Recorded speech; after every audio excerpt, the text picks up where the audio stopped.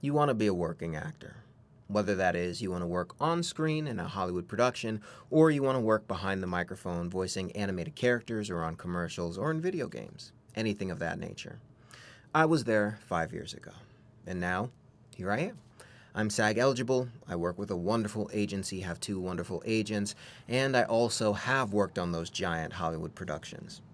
But that's all happened in a way that I never would have expected. And if somebody just pointed out that this was the logical path, it might have happened a lot faster. So today I'm going to be breaking down how you can start putting the pieces together and what to look out for so that you can start prepping to become a working actor in 2026. And first things first, the most important thing that you have to do is get training. I used to be of the mindset that you can start putting the pieces together yourself, that you can brute force your way into the industry. And depending on the projects that you actually want to work on, if they're independent projects or lower budget projects, that is still the case. It's a great place to cut your teeth and get started. But depending on where you want to go in this industry, classes and training set you apart because they teach you what the actual foundational point of our career is. You see, as actors, we are juggling a lot of balls in the air at the same time. We have to be natural, consistent, get our message and our point across, but in a way that does not feel like we are simply reading from a sheet of paper. We need to be present. We need to know the lines, but not over-rehearse them. There are a million things that we need to know. And unless you get training, you won't learn how to put those pieces together in a way that actually convinces somebody to give you a shot at the job. Training on this skill is mandatory because it sets you apart and makes you competitive with the sea of other people who are trained, who are ready, and in a position to be able to take advantage of the opportunities that come their way. Now, another question that I get all the time, what type of training should I get? I'm going to tell you something that might be a little controversial, and we're going to explain it. It really doesn't matter the type of training in the school and the technique that you go into. As long as the person who's teaching it knows the foundations of acting and teaches you the foundations of acting, they don't promise the world and underdeliver. Of course, that's not what we're looking for. And they also give you the time and space to actually practice and foundationally train.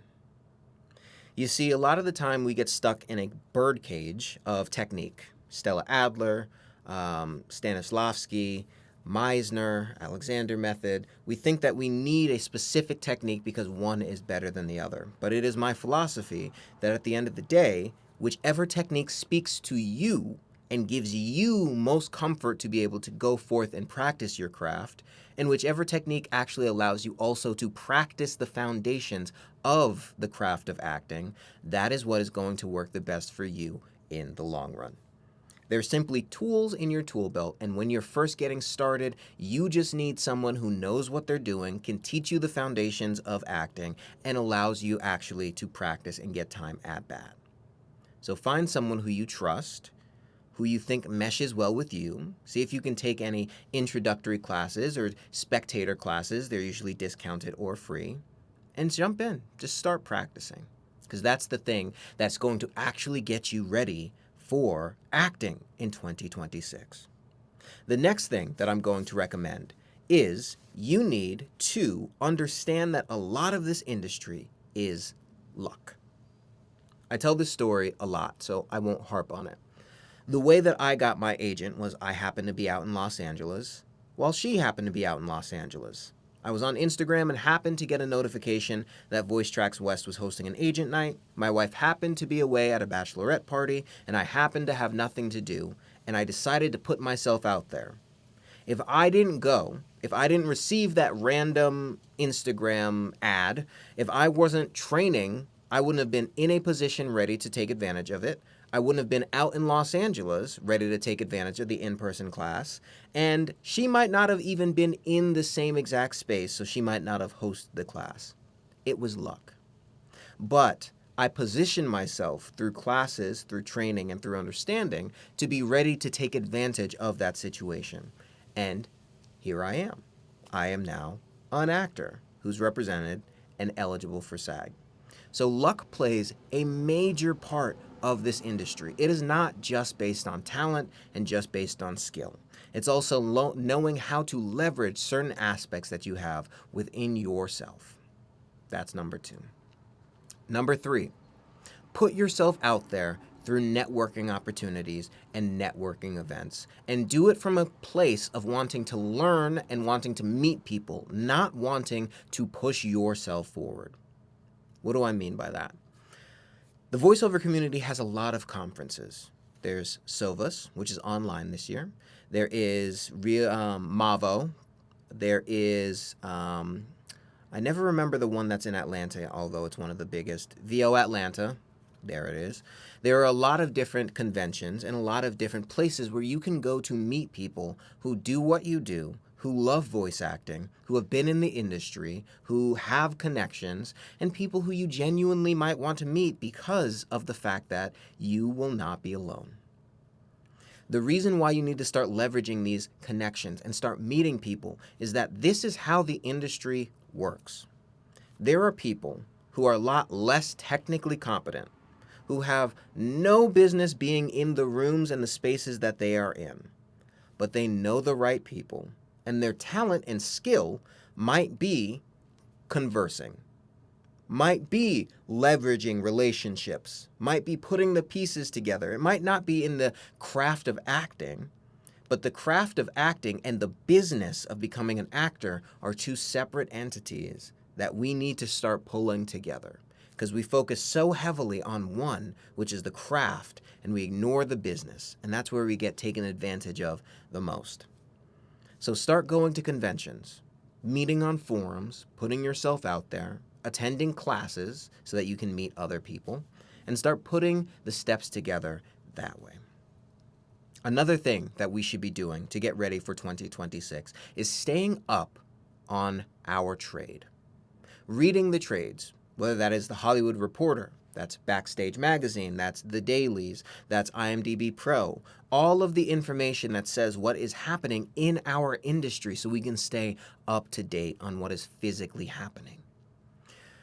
Did you know, as voice actors, that there was a video game strike that lasted, I believe it was over a year. I'm not sure the exact length of time. Did you know before that, on screen, there was another strike in SAG? That caused disruptions. It might have been one of the reasons why you weren't getting a lot of auditions. It caused a lot of turmoil in a lot of different places. But if you didn't know this because you were just in a vacuum, you weren't staying up on the trades, up on the information, you would not have known, and you would have been alone. Potentially, you would have been putting out information that goes against the union's actual wants when we are striking. There are a lot of things that happen in our industry. It's very fast-moving, very fast-paced. Netflix is looking to start putting vertical formats on their platform. Disney Plus is now looking to put AI-generated user content on their platforms. All of these things are happening. So staying up to date on what is happening in our industry is important if you actually want to become an actor, right? If you want to get into the business and the career of acting. The other thing that we need to start doing is studying our art form. You see, this is separate than going and attending classes. This is actually sitting down, watching cinema, or listening to voiceover performances in whatever genres you might want to go into, whether that is anime, whether that is dubbing, whether that is whatever, video games, anything that you want to go into, and taking notes. What is working in the industry, in this genre, in this circumstance? Where are the directions and the tones in commercials going? During a certain time of year, is there a different tone that is sought after during other times? This makes it so that you can apply the craft, the skills, and the techniques that you are learning in those classes to the very specific auditions that you are getting, because they are very specific. What you're doing in promo is different than what you're doing in a standard commercial. What you're doing in a cinematic video game is very different than what you were doing in an animation. And what you're doing in a Nickelodeon animation is very different than what you're doing in a Disney animation. All of these fields are very different, and it's up to us to sit down and start taking notes and listening and applying ourselves so that we can actually hear what is actually happening in the industry. And the last, one of the most important things that we can do to get ready for 2026 is to stop beating ourselves up. This industry is fickle. It's fast moving. There are a lot of changes happening and a lot of things that are happening that have nothing to do with you.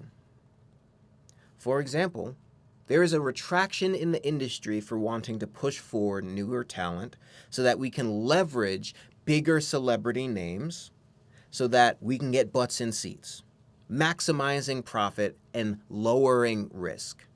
It's something that has been ongoing for a little while now. In our industry right now, they're shifting away and moving very heavily and investing very heavily in adult animation.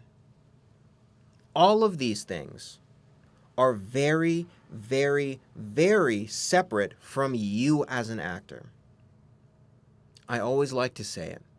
You are creative, you are talented, and you are enough. Can you make it in this industry? That is based on things other than just you. There are people who I know who are very talented actors who would not make it in this industry because they either don't want to, they don't want to do the business side of it, they don't care to, they don't want to make connections, or they are so inclined to the artistic side that they don't want to put out anything that they don't deem as perfect. That's fine. You are an artist. You can do whatever you want. But if you are a working actor or working towards becoming a working actor, understand that there are things outside of your control. Just like I told the story about how I managed to get representation.